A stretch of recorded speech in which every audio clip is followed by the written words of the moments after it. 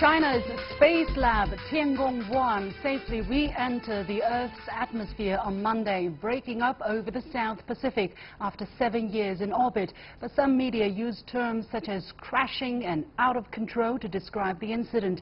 Is such coverage accurate and fair? And as China-US trade friction continues to brew, trilateral trade negotiations between China, Japan and the Republic of Korea have restarted. Can we expect any breakthroughs anytime soon? Welcome to The Point, live from Beijing. I'm Li Xin.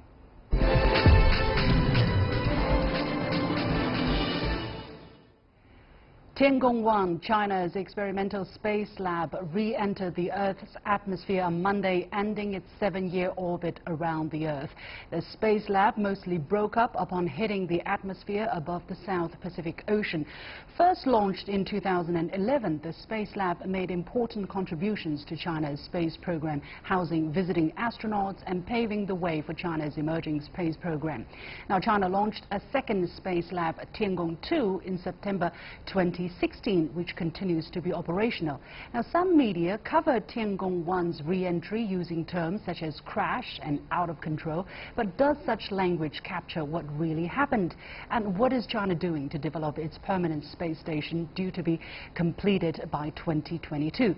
Joining me for the discussion are Yuguang, professor at the China Aerospace Science and Industry Corporation, Marek Ziebart, professor of space geodesy at the University College London, and Dr. Amitabha Ghosh, chair of Science Operations Working Group for the NASA Mars Exploration Rover mission. Gentlemen, welcome to the show. Now, it was reported that in May 2017, the Chinese government told the United Nations that the space lab Tiangong-1 has ceased functioning and the space lab's re-entry could not be controlled as planned. So, Professor Yang, normally when a space lab needs to be brought back from space, what is the protocol, and was Tiangong-1's return any different? Well, as you mentioned, just about 2 years before the deorbiting, the China Manned Space Agency has informed the United Nations that it is will have uncontrolled re-entry. But normally speaking, this is very common and can be seen from other countries. You see, during years before, the Salute space station of the former Soviet Union and also the Skylab station of the United States, which are both much heavier than Tiangong-1, also have an uncontrolled re-entry and has not harmed anybody. The spacecraft with the mass of about 8 tons or higher than Tiangong-1. Often we can see these kind of spacecraft re-entry and have an uncontrolled in an uncontrolled manner. Of course, for many cargo ships such as the Tianzhou spaceships of China, re-entry the last year with control. But this kind of re-entry, even if it is an uncontrolled one, probably it will not harm anyone. So it is an uncontrolled one, but we should not call that a crash. You see that the Tiangong-1 orbiting the Earth with the inclination of 43 degrees, within this area, most of the area are covered by oceans. And also, even on the land, the populated area is only a small portion. So the chance for the spacecraft to hit anybody or hurt anybody is very poor. So it's very safe, and we don't need to worry about that. Professor Ziebart, observing from a foreign country, how did you look at the risks that was possibly associated with Tiangong-1's re-entry into orbit? Well, I think we can characterize the risk with some numbers. The European Space Agency made a statement that the risk of being hurt by Tiangong-1's descent was about, say, 10 million times smaller than the annual chance of being hit by lightning. So there's nothing really to worry about with this, unless you're really worried about being hit by lightning.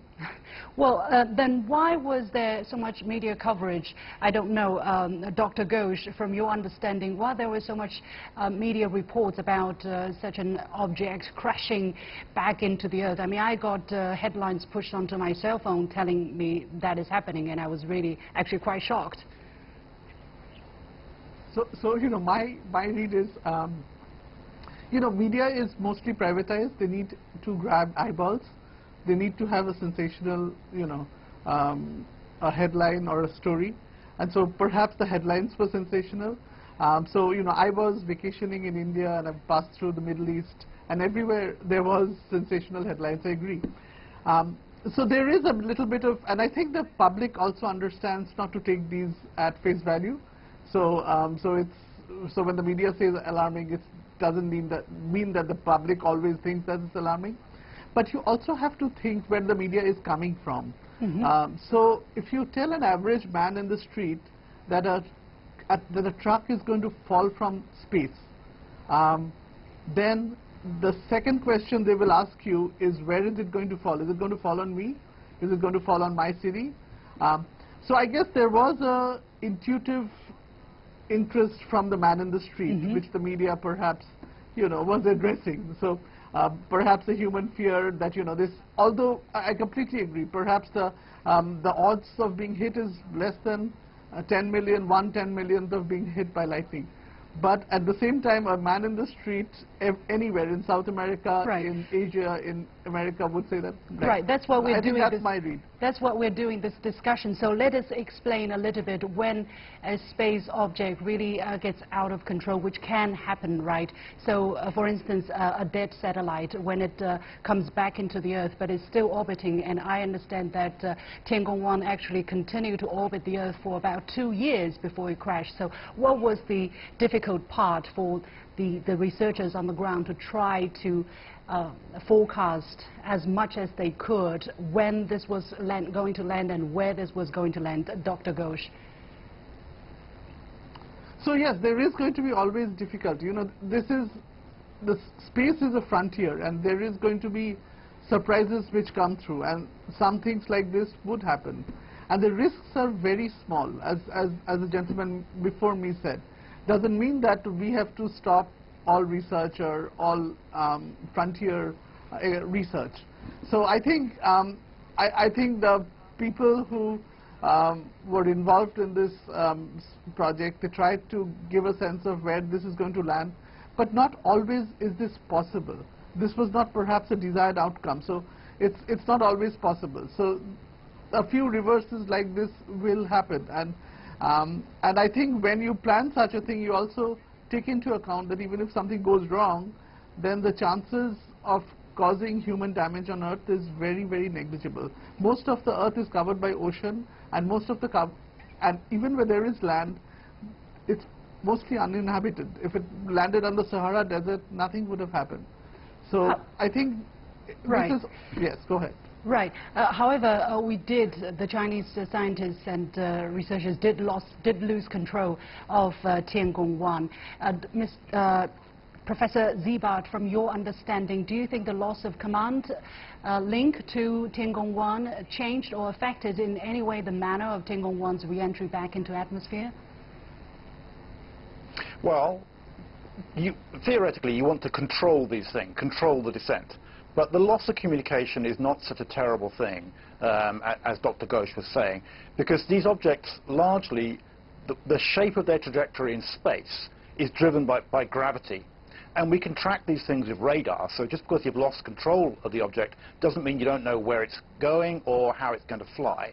There's just a little bit of uncertainty at the end as the thing starts to fall down through the atmosphere, how it will break up, and then the last few tens of minutes of its trajectory become a little bit unpredictable. So it's really not as big a problem as it might seem, and it's the case, this has happened many times before. Everybody who flies stuff in space takes a risk, and the risk really is to do with space debris hitting the spacecraft on orbit. So probably the most likely cause here is that a piece of space debris moving 8 kilometers per second hit part of the communications technology on the spacecraft and disabled it. We all understand those risks. Professor Yang, however, it is very important for the public to understand really what happened. Do you think the situation was handled and communicated properly from a best practice standpoint?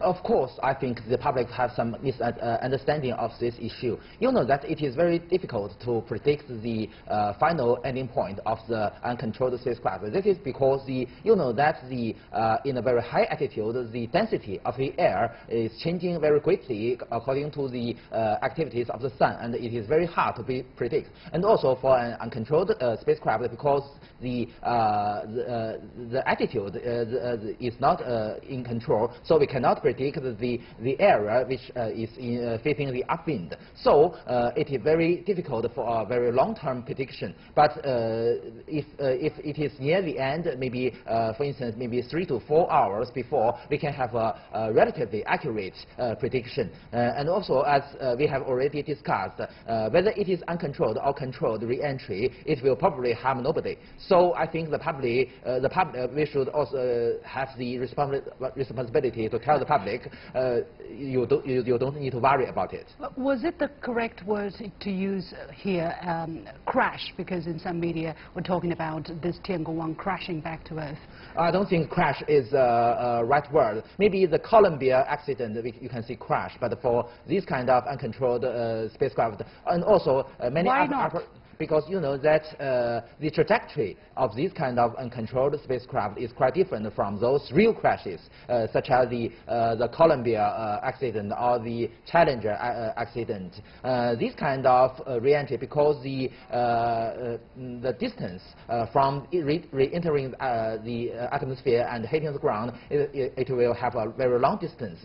So most of the debris will be burned up and will have no chance to hitting the ground. This kind of phenomenon happens to most of these kind of uncontrolled spacecraft, including the upper stage of the rockets. So it is very safe, and usually we don't need to worry about that. And during the history, for more than half a century of space activities of human, there is only one example, a person almost being hit by a debris, but it really has not been hurt.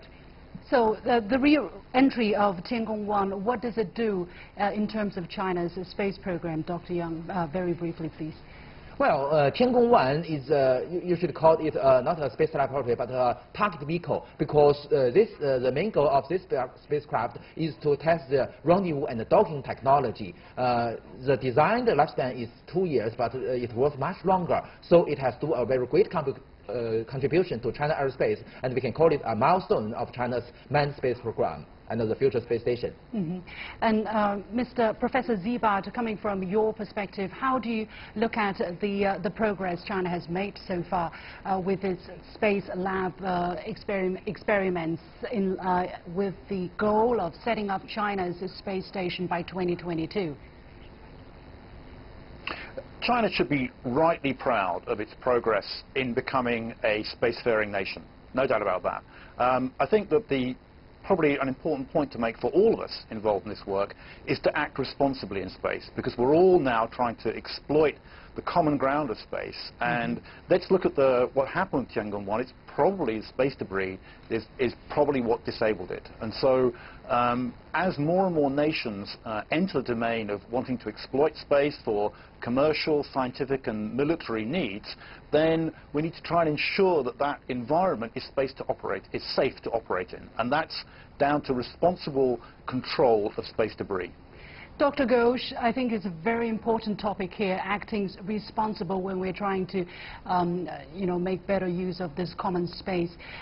What has to be done right now? The kind of international collaboration or convention or all kinds of mechanisms in place, is it enough? Can anything be done better?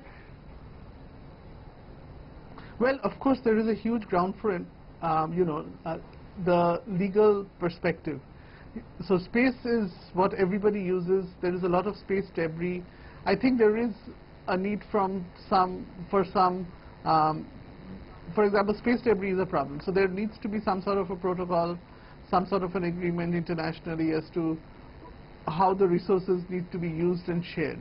Not just space, but also beyond.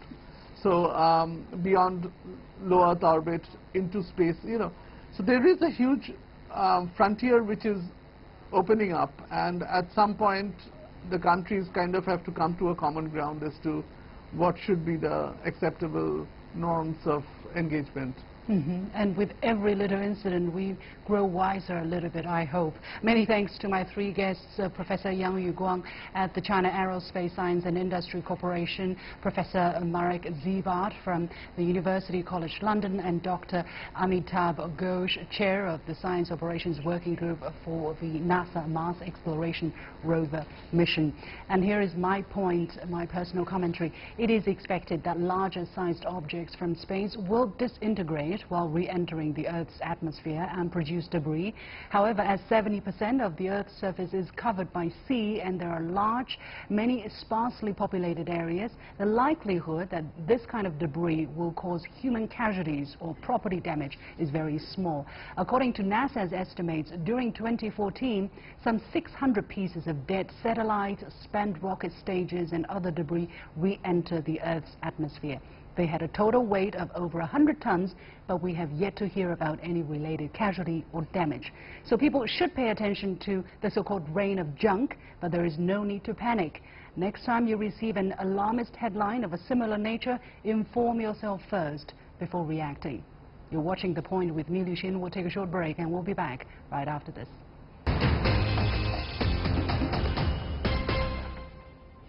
While speculation on China-US trade war is always in the headlines, trilateral trade negotiations between China, Japan and the Republic of Korea have quietly resumed.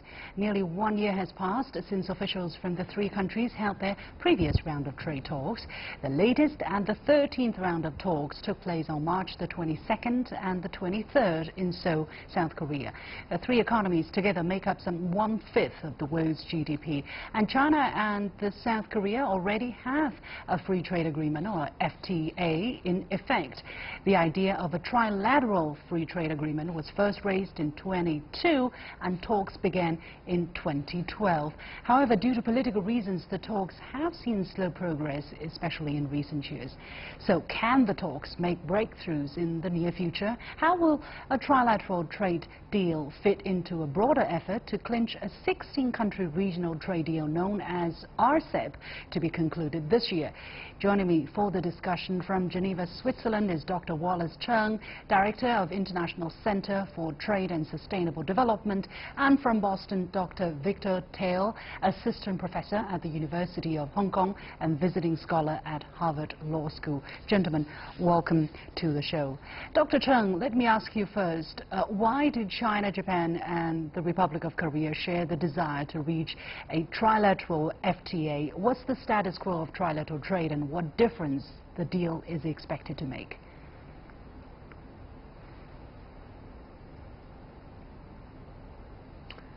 Hi, Xin. I think three countries have a consensus that this deal can bring win-win-win for all of these three countries. China wants to be at the center of global trade stage, use this FTA as a way to advance the FTA-AP, Free Trade Agreement Asia Pacific, and also to facilitate this regional economic integration towards a higher goal like East Asia Economic Community. At this moment, is particularly interesting is because China wants to hedge against the U.S. influence in this region. For Japan and Korea, that is also very clear. They want to involve, they want to benefit from China's domestic market. Right. Dr. Tail, the three economies are at different levels of development, obviously, and enjoy different mix of domestic resources. So what are the focuses of the negotiations and what are the biggest differences on the negotiating table? Well, I think the negotiations have been quite difficult over the past decade or so. And the reason is because all three countries actually have very different concerns over national security, over social and public benefits, and over investors' interest. So the positions that they have taken, it's quite different. One of the key points, I think, is that because it's a trilateral agreement, there are bilateral issues that have yet to be settled. So take the instance between Korea and Japan. I think that the concern between these two countries is not about agricultural products, or actually not so much, but really more about industrial products, because both countries are quite developed. So the sets of concerns between these two countries and their respective concerns with China is kind of different. With regards to the negotiating position, I think because of all these issues, China would actually like to have clearer and more specific negotiations before entering into the agreement, while the Japanese are kind of keen to have a broad frame agreement first before entering into specific agreements over different sectors and issues. Excuse me. Right. However, agriculture is an important aspect for the trilateral negotiations. Japan and ROK are both very protective of their farmers. So, Dr. Cheng, how can the three find common ground in such areas where there could be strong resistance from interest groups?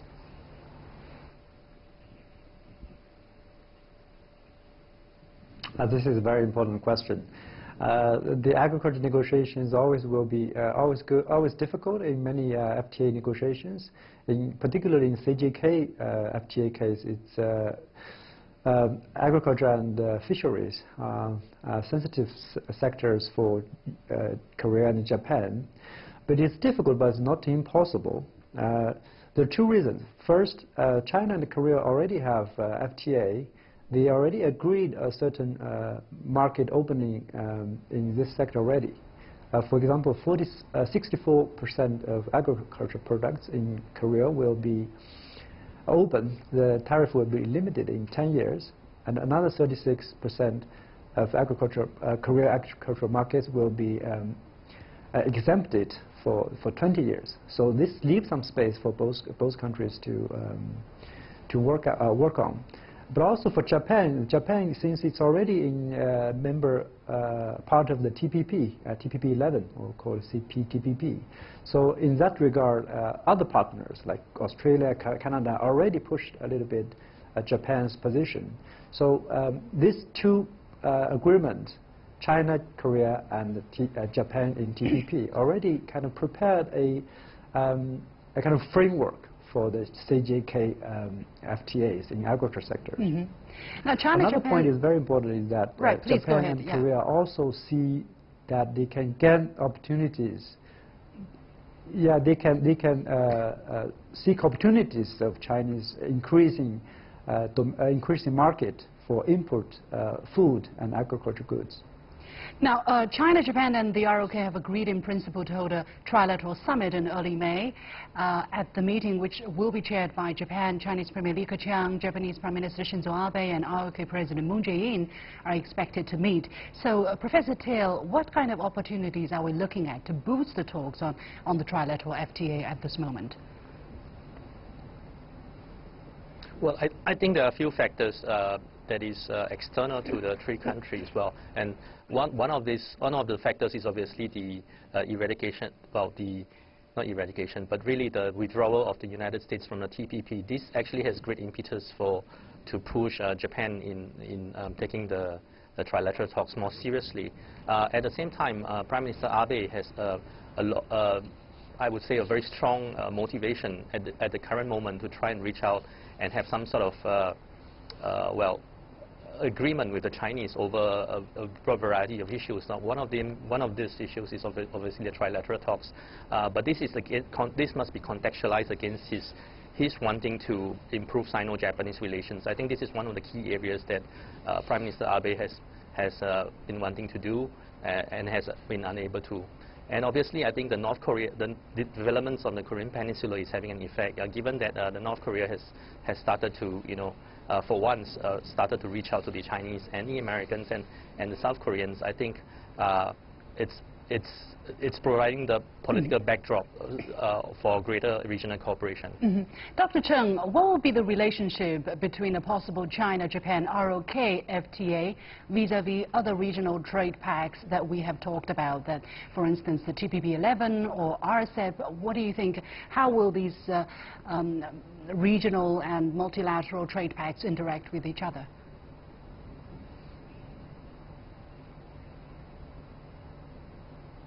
Well, I think that this moment, I just comment also on the earlier question, is that China, Japan, Korea, they were meeting in the summit. I think they need to send kind of clear political message that Asian countries, the three countries in particular, will build bridges while U.S. building walls surrounded the U.S. So this is very important. And China will invest more in this CGK FTA as well as the RCEP to use this as a way to facilitate the process towards the East Asia Economic Community, which is the proposal was set up 2020 by East Asia leaders. I think that is very important. The second thing is, through this CGK and RCEP, I hope these three countries can also have a consensus that they have kind of a co-leadership. It's not only China lead or Japan lead or Korea lead. Three countries can have this co-leadership for this regional integration process that will also help to solve some historical problems, along with further economic integration.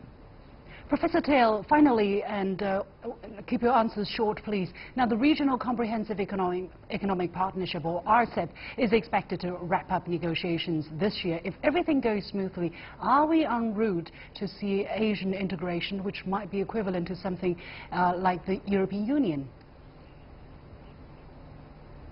Well, I think in terms of economics, I think we can probably see something materialize, or at least some sort of agreement. However, if we are talking about integration at the European Union level, I think we are still far away from that level. And the reason is because the European Union is actually not just an economic framework, it's also a political and legal framework whereby states actually elect to give up some of their sovereignty in return for this integration. That would actually mean that in the European Union, the national parliaments of every country actually have to harmonize their domestic laws to agree to the right, that's going to be a long way to go. Make sure that the law is harmonized with the European Union law. Right. Yeah, finally, that's what I think. Yeah, finally, what's the U.S. position towards Asian regional economic integration, Dr. Tail? Well, I think the Americans would have, on the surface, they would probably have, they are not able to object to greater economic cooperation, and I think it's also a good thing for them. But I think what they are really concerned about is being left out, so to speak, we have to leave it there. Something possibly larger. We have to leave it there. Yeah. Many thanks to my two guests, Wallace Cheng, Director of the International Center for Trade and Sustainable Development, and Dr. Victor Tail, Assistant Professor at the University of Hong Kong and Visiting Scholar at Harvard Law School. And that is it for this edition of The Point with me, Sheen. Thanks for watching. Follow me on Facebook and Twitter using the handle The Point with LA. That is it for this edition of The Point. Thanks for watching, and you've got The Point.